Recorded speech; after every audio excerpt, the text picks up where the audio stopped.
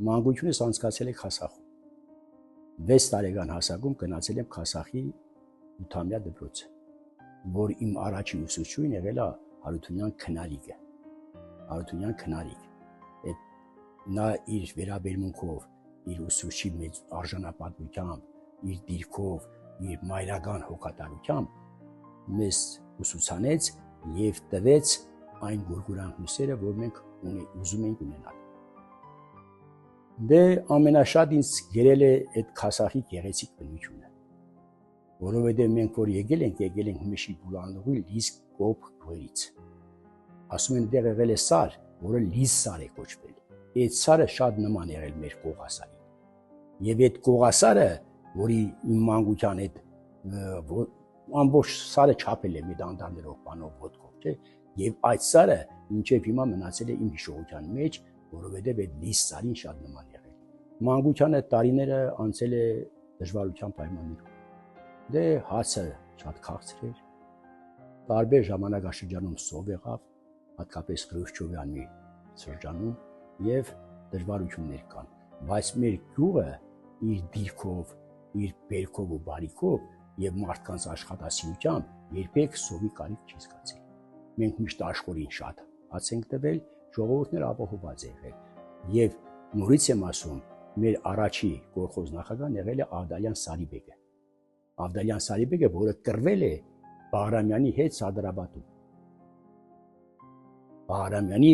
հետ Սարդարաբադում կռվել է։ Դրանից հետո եկել է Թոմասյան Հմայակը։ Թոմասյան Հմայակից հետո եկել է Խաչատրյան Հնդոն, Անդրանիկ, Խաչատրյան Անդրանիկը։ Դրանից հետո եկավ Մկրտչյան Հայիկը,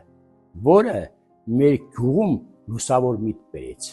լուսավոր միտք։ Այսինքն գյուղացին հասկացավ, որ ինքը այդ բարիքի տերն է։ Ստացավ հողամաս, ով չուներ, ստացավ անասուն, ստացավ, եթե ձմեռը բանի կարիք ուներ անասնակերի, եւ զգաց, որ ինքը հոգատարությամբ է շրջապատված Գոլբարշչյան նախագահի կողմից։ Դրանից հետո եկավ Թոմասյան Երջանիկը։ Թոմասյան Երջանիկից հետո նոր Սահակյան Հովհաննեսը։ Սահակյան Հովհաննեսի ժամանակ արդեն դրվեց մեր գյուղի տեղահանության հարցը։ Ամենաջերմ հիշողությունները կապված էին առաջի սիրո հետ։ Ինգել Արաքելյան Թամարային, որ սիրել եմ ուսանող ժամանակս։ Եվ ամուսնացել, լավ զավակներ ունեցել, լավ ընտանիք կազմել։ Նրա վերաբերմունքն ու սերը մնացել է հիշողության մեջ։ Դրանից հետո ամուսնացել եմ երկրորդ անգամ։ Մի էլի հրաշք անձնավորության հետ, Վարդանյան Սոնյա, որը հոգևոր երգչուհի էր։ Երգում էր վանքում շորոր, օրոր, շորոր եւ սուրբ։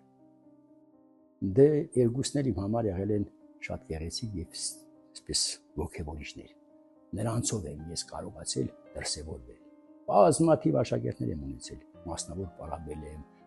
տարբեր լավություններ շատ եմ արել։ Մի անգամ Գորիսի մանկավարժական ինստիտուտ քննություն ընդունելու ժամանակ մեկը գյուղից էր եկել, Ենգիջա գյուղից։ Հարցեցի, ասեցի, որտեղից ես, ասեցի գյուղից եմ, ասի քուրս դեղ ամուսնացած, արի քեզ 3 նշանակեմ։ Գնա։ Անցավ ժամանակ մի օր Մասիսի ռեստորանից մեկում նստած ենք այդ Սոնյայի հետ, այնտեղ եկած տղայի նստած, մարդիկ էին նստած, էլավոր վճարեմ, ասեցի վճարված է, ասեցի, բայց ես իրան չեմ ճանաչում, մտեցավ ասեց, հիշում ես Գորիսը, ասի, չէ, ասեց, որ ասեցի, որտեղից ես, ասեցի, Ենգիջայից եմ, հիմա ես Հաջիրազի գյուղապետն եմ։ Եթե դու ինձ չընդուներ այն ժամանակ, ես գյուղապետ չէի դառնա, ես քեզ ման չեմ եկել, բայց տեսա չէ, հիմա դրանեմ իր տուն ծանոթացնեմ իմ ընտանիքի հետ։ Այսինքն մարդը դի կամա թե ակամա անկախ շահից լավություն անի։ Լավություն եւ նվիրվածություն մարդու նկատմամբ անկախ թե մարդը ինչ է։ Իմ մոտ ամենաշատ էդ է։ Խասախների մոտ դա կա։ Բայց մի բնավորություն կա, որ այդ խասախների մոտ, չամալեսների մոտ ես չեմ։ Եթե մեկի մասին կան հարցնել, լավ բաներ թողած բաներ եք ասի շուտ։